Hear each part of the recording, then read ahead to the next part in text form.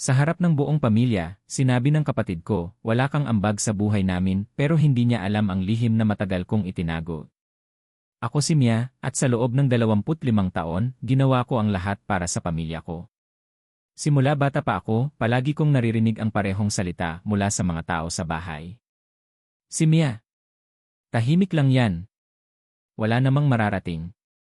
Masakit pakinggan, lalo na kapag galing mismo sa mga taong inaasahan mong unang maniniwala sa'yo. Lumaki ako na sanay na inuuna ang iba bago ang sarili ko. Kapag may pagkain, ibibigay ko sa mga kapatid ko.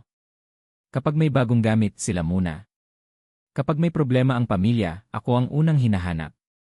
Pero kahit anong gawin ko, parang hindi pa rin sapat. Ang nakakatawa. Ang mga taong pinakamalakas manghusga sa akin sila rin ang mga taong tinulungan ko ng tahimik. Noong araw na yon, may malaking reunion ang pamilya namin. Dumating ang lahat, mga tito, tita, pinsan, at mga kapatid ko. Ako ang naghanda ng pagkain. Ako ang nagbayad ng karamihan ng gastos. Ako ang nag-asikaso ng lugar. Akala ko kahit minsan, maririnig ko ang simpleng, "Salamat, Mia eh." Pero mali ako. Habang kumakain kami, biglang nagsalita ang kuya ko na si Carlo. "Mia, hanggang kailan ka ba magiging ganyan?" Napatingin ako sa kanya. "Anong ibig mong sabihin?" Tumawa siya habang nakatingin sa ibang kamag-anak. "Alam mo naman, parang wala kang direksyon sa buhay. Tingnan mo kami. May mga trabaho, may bahay, may achievements." Tumahimik ang lahat. Parang may malamig na hangin na dumaan sa katawan ko. Pero hindi pa siya tapos. "Sa totoo lang, hindi ko alam kung anong naitutulong mo sa pamilya natin." Nanlaki ang mata ko. "Carlo, hindi ba totoo?" dagdag niya. "Simula noon, ikaw yung laging nasa gilid. Ikaw yung hindi napapansin. Ikaw yung parang walang ambag." May ilang tumawa ng mahina. At doon ko naramdaman ang sakit. Hindi dahil sa sinabi niya, kundi dahil may mga taong naroon pero piniling manahimik. Pinilit kong ngumiti. Kung ganoon pala ang tingin niyo sa akin. Humina ako ng malalim. Baka panahon na para malaman niyo ang totoo. Biglang natahimik ang lahat. Nagkatinginan sila. "Ano na naman yan?" sabi ng ate ko. "Drama na naman?" Hindi ako sumagot. Kinuha ko ang folder sa bag ko. At inilapag ko sa mesa. Alam niyo ba kung bakit hindi ako nagyayabang? Binuksan ko ang folder. Dahil hindi ako sanay humingi ng papuri. Inilabas ko ang mga dokumento. 5 taon na ang nakalipas, nung nalaman kong nalugi ang negosyo ni Papa, ako ang nagbayad ng mga utang. Napatigil si Mama. "Ano?" Tumango ako. "Yung bahay na akala ninyo ligtas pa rin dahil kay Papa, hindi na sana atin yon. Ako ang gumawa ng paraan para hindi kunin ng bangko." Nawala ang ngiti ni Carlo. "Hindi maaari eh."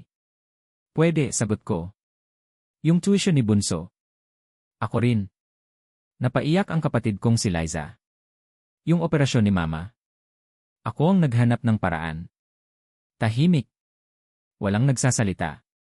"Yung mga perang akala ninyo galing sa iba. Hindi niyo alam, ilang taon akong nag-overtime para lang hindi kayo mahirapan." Tumingin ako kay Carlo. Pero alam mo kung ano ang pinakamasakit? Napayo ko siya. Hindi yung pagod. Hindi yung hirap. Lumuluha na ako. Kundi yung araw-araw kong ginagawa lahat habang iniisip nyo na wala akong ginagawa. Walang makapagsalita. Biglang tumayo si Papa. "Mia Basag ang boses niya. "Bakit hindi mo sinabi?" Napangiti ako ng mapait. "Dahil kapag may problema kayo, hindi niyo ako tinatanong kung kaya ko pa. Ang tanong niyo palagi." Pinunasan ko ang luha ko. "Mia, pwede mo ba itong ayusin?" Natahimik siya. Dahil alam niyang totoo. Lumapit si Carlo sa akin. Sa unang pagkakataon, wala siyang yabang sa mukha. "Mia, hindi ko alam." Umiling ako. "Hindi mo tinanong." Yumuko siya. At doon siya unang humingi ng tawad. "Akala ko wala kang ginagawa. Akala ko mahina ka." Napatingin ako sa kanya. Hindi porke tahimik ang isang tao, wala siyang laban. Pagkalipas ng ilang buwan, nagbago ang lahat. Hindi agad naging perpekto ang pamilya namin. May mga sugat na hindi basta nawawala. Pero natutunan ko ang isang bagay. Hindi lahat ng sakripisyo ay nakikita. Minsan, ang taong tahimik sa isang sulok siya pala ang dahilan kung bakit hindi gumuho ang lahat. At ang taong laging minamaliit. Minsan siya pala ang pinakamalakas. Huwag mong husgahan ang tao base sa nakikita mo lamang. May mga taong hindi nagsasalita tungkol sa kanilang paghihirap dahil mas pinipili nilang tumulong kaysa magpaliwanag. At tandaan, ang tunay na halaga ng isang tao ay hindi nasusukat sa dami ng papuri na natatanggap niya, kundi sa kabutihang ginagawa niya kahit walang nakakakita.